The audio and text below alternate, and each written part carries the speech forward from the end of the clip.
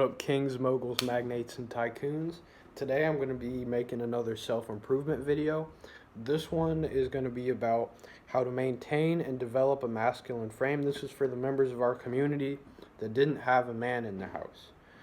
Alright, so number one is you need to know the difference between being goofy and being funny. Like, have y'all ever been in a classroom with someone where everything's always just a big old joke? They're always just laughing. They're always trying to be the class clown. They're jumping on the table. They're trying to, they're taking their pants off in the middle of the classroom. They're taking their shirt off in the middle of the classroom. They're like whipping it around like a bandana and jumping on the tables. And guys, listen, this was me. I'm guilty of every single one of these. And someone that knows me in person, put that shit in the comment section below. You know it's true. Alright, because listen, eventually that shit gets annoying real quick. And listen, no girl wants to like give up the ass to someone that's always like joking around like ooh. No girl wants that shit. And because listen, it makes you look immature. It makes you look like you're gonna talk. Like, women want to be freaks and sluts in private. They don't want to be like, oh, did you know that goddamn Rebecca like fucking sucked my dick in the washing machine or some shit? Like, you don't want that shit. She doesn't want everybody to know that. Like, that's why, like, at school, the girls, like, they'll let the guys that are cool, laid back, they're the ones that do the bathroom business meetings, not the class clown. The class clown gets a one-way ticket straight to the friend zone, straight up. Guys, another thing is you need to be able to control your emotions. Like, when people are like making fun of you for something, like, for example, people used to make fun of the way I walked. Like, I wouldn't be out here getting all, like, mad and stuff. Like, I'd just be laughing along with me. Like, yeah, I know I walk like a penguin.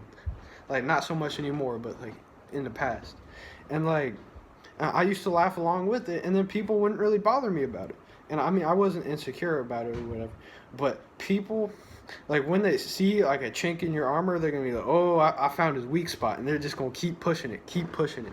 Guys, you want to just be chilling. You just want to be laid back. But listen, there's a very big difference between someone joking around and blatant disrespect. Like, someone joking around, like, they might be like joking around like with the way you talk or your appearance or something. That's not a big deal. Just laugh it off.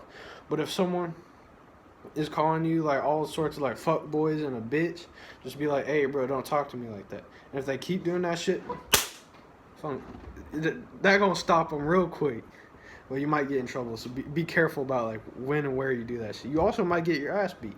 But hey, listen, a man dies once, a coward dies like 10,000 times. Like, you might get your ass beat, but those bruises gonna heal up. But it's gonna be 10 years later, and then like you'll be like, damn, that kid at school bitched me, bro, straight up. Like, that's never a fun experience. So stand up for yourself. And listen, if someone, like, let's say like you're eating lunch and someone just snatches your food, get up, fucking knock their ass out. Like, don't be letting people disrespect you like that. That's blatant disrespect. If you're out with your girl and someone starts just like smacking her on the ass, knock their ass out. But if someone like catcalling, just be like, hey playboy, don't play that shit with me. Like, see, there's different levels. Alright, another thing is social intelligence. Like, you need to know the situation. You can't be acting the same exact way with your friends that you act with your parents. You can't be acting the same exact way with a girl that you're dating as you do with your friends. You need to, like, understand the situation. Have y'all ever been, like, at dinner with someone and, like, everyone else is talking about something serious? Like, they got, like, a new promotion at work, or, like, they're buying a new car or something like that, and then some person that doesn't have any social intelligence is like, oh, look at me, I got a new cactus. No one wants that shit. Guys, you need to understand the social situations that you are in. You can't just be out here just being blind to everything. Another thing is try to hang around masculine men. Like, you don't want to just be hanging around with all the class clowns. You don't want to be hanging around with all the losers and the guys that aren't doing, the people that aren't doing anything with their lives, because that's what you're going to be. If you're hanging around with the people in the gym that are eating healthy, that are increasing their financial intelligence, that are working on like graduating school, that are getting jobs, that are making businesses, that's what you're going to be doing. You are the people that you hang around. This isn't a joke. This actually works. Listen, when you're hanging around the losers, that's what you're going to be. And I'm not just pulling this shit out my ass. I got a whole life experience, a whole lot of life experience. I've made some mistakes, and I've learned from these mistakes. And that's why I'm able to talk like this. That's why I'm trying to help you people not go through the same things I've gone, because I've had some experiences that aren't that pleasant. Guys, cut out the toxic people.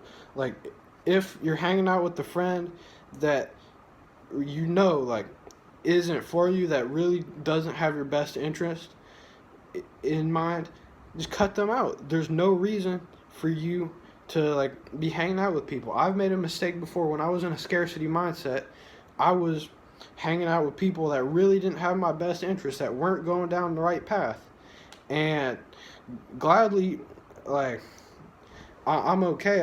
I cut them off before it was too late.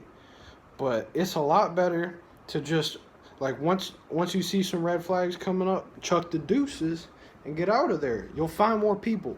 There's like 7 billion people on this earth. There's enough people for you that actually are going to help you, actually are going to hold you accountable. Another thing is edit negative relationships. Like, let's say it's a negative family member or something. Then you can't just cut them off like that. Then you're going to want to edit the relationship. Maybe don't talk about things that you know are going to trigger them and like cause them to have an anxiety attack, start making them like freak out. Talk about like more mundane things.